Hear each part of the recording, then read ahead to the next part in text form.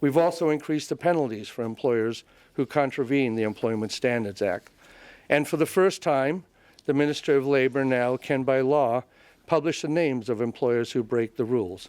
This is something we are very willing to do. So the province says it aims to protect employees, but some aren't willing to wait. Stephanie Skandaris starts with a worker who's had enough. I enjoyed my job.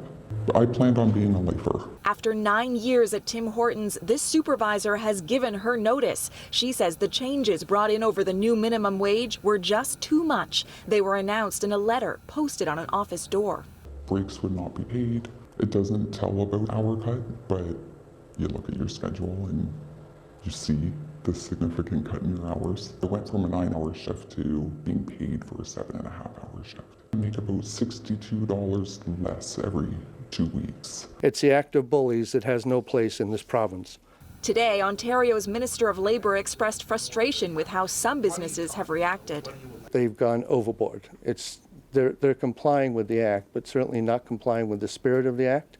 In some cases, it appears they've gone to the point of doing things that are alleged to be illegal. We're investigating these charges. Flynn says the province is hiring 175 employment standards officers to enforce the law, will inspect 1 in 10 Ontario workplaces on a proactive basis, and will publish the names of any businesses caught breaking the law.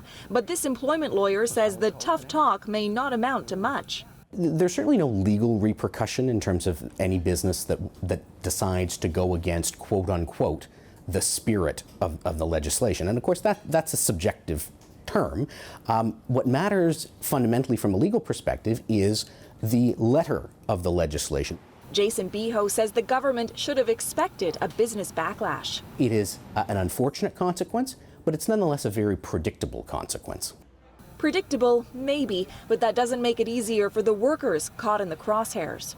Whether it's illegal or not, it's not right. I've given them 9 years, and that's what they give me back. She thinks Tim Hortons employees should unionize so this can't happen again. Stephanie Skandaris, CBC News, Hamilton, Ontario. And Ontario's not alone. Alberta is partway through its own minimum wage increase. Back in 2015, it was $10.20. That was the country's second lowest. The NDP government pledged to phase in increases over 3 years that would take it to $15 by this coming October the 1st. We asked Terry Reith to look at the impact so far. Medium market. In Alberta, there are businesses that grumble. It's just the constant increases in doing business, and the minimum wage is just a factor in that. Just can I have a medium, please? And some that don't mind paying a higher minimum wage.